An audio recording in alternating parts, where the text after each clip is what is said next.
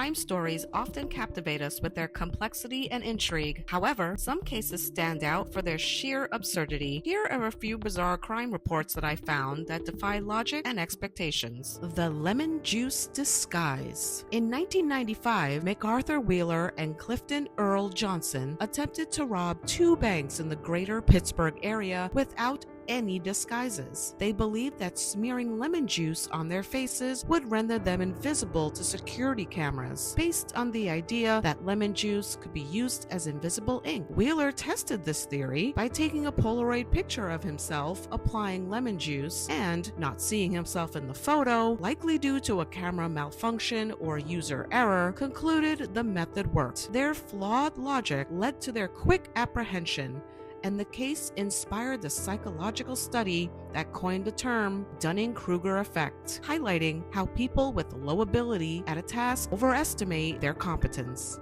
The pizza parlor bomb heist. On August 28, 2003, in Erie, Pennsylvania, pizza delivery man Brian Wells was forced to rob a bank with a bomb locked around his neck. After delivering pizzas to a remote location, Wells was accosted as the bomb was attached to him. He was given a shotgun disguised as a cane and a set of complex instructions for a scavenger hunt to defuse the bomb. Wells entered the PNC Bank and demanded $250,000.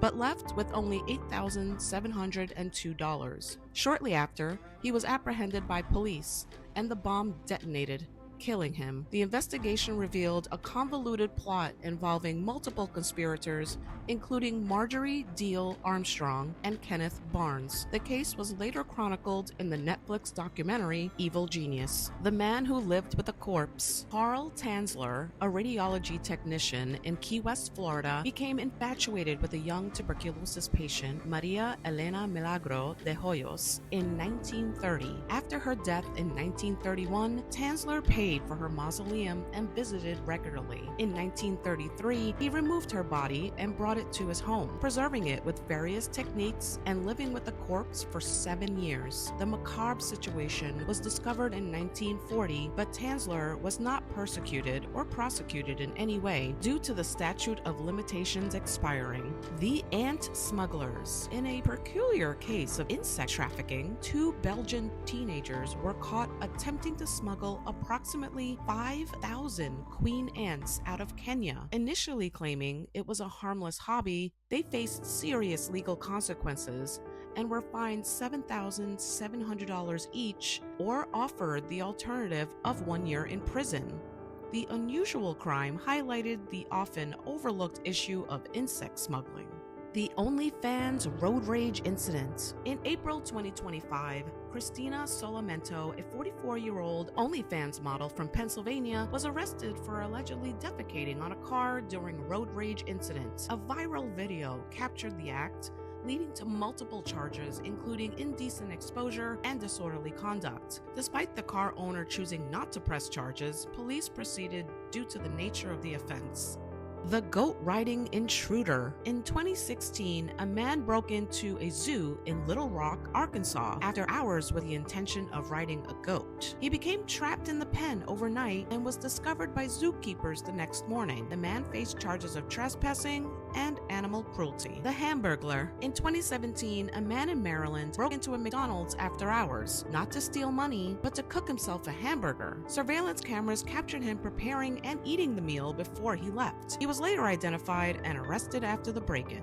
The man who robbed a bank with his own check. In a 2008 bank robbery in California, the perpetrator handed a teller a demand note written on the back of his own personal check, complete with his name and address. The oversight made it easy for law enforcement to track him down and arrest him shortly after the incident. The pantless store robber. In Phoenix, Arizona in 2020, a man attempted to rob a convenience store wearing only a towel and shoes. Witnesses were stunned as he grabbed cash and snacks before fleeing. Police soon apprehended the towel-clad thief. Poison mushroom dinner party. In July 2023, Australian woman Erin Patterson hosted a lunch that resulted in the deaths of her former in-laws, Dawn and Gail Patterson, and Gail's sister Heather, after they consumed a beef Wellington laced with toxic death-capped mushrooms.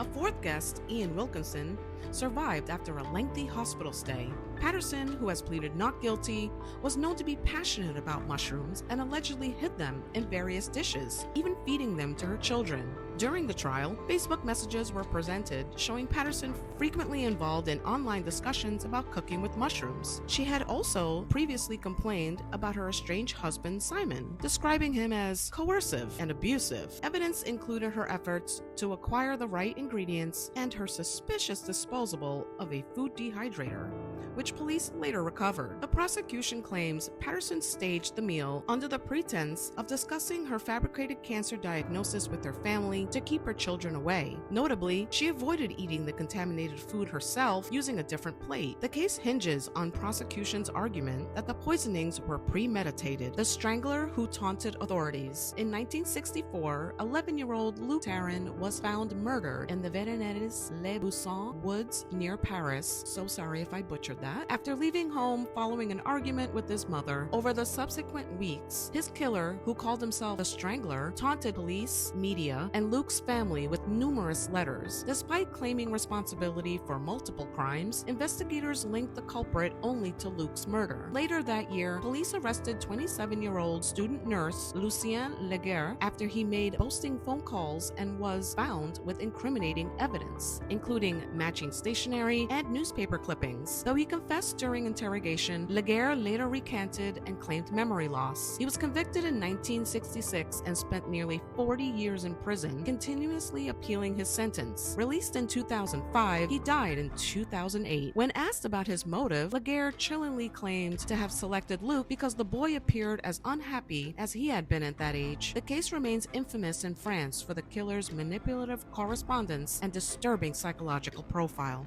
The woman who lived with her husband's corpse.